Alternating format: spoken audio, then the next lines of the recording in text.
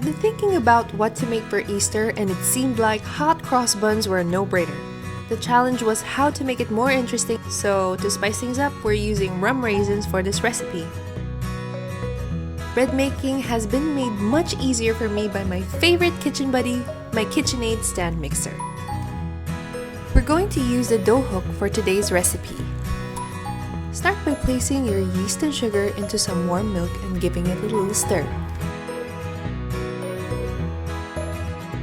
Leave your yeast to come alive and foam up for about 10 minutes.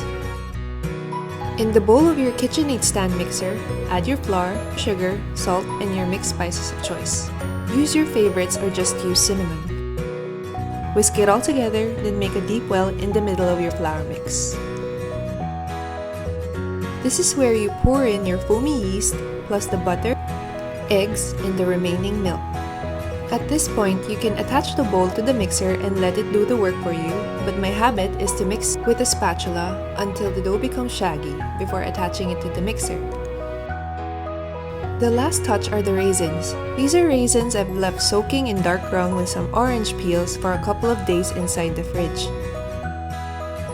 Just drain the raisins and add them into the dough. Then add in your grated orange zest. Now we attach the bowl to the KitchenAid mixer.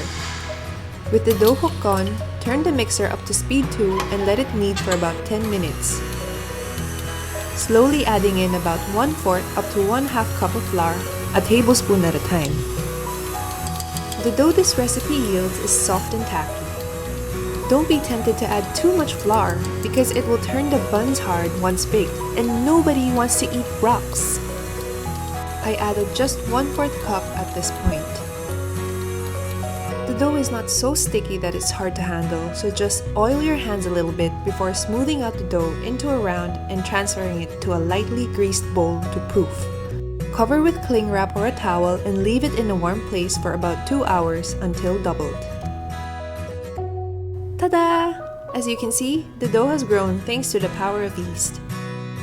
And now you just punch it down to knock out the air and plop it onto a lightly floured work surface. Shape the dough into a log, then slice in half. Set the other half aside, then work on the first portion of dough. Roll it into a log again and then divide into 8 equal pieces. You can weigh it to be precise or not if you want to go rustic. Now just shape these into rounds as best as you can.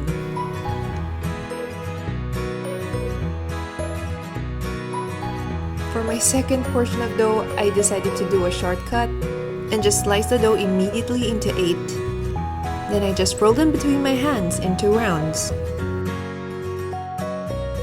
Now just place all 16 of your dough rounds into a baking tray and leave to rise another 30 to 40 minutes until they look pretty much doubled and puffy. Now just brush them with egg wash to give them that golden shine once baked.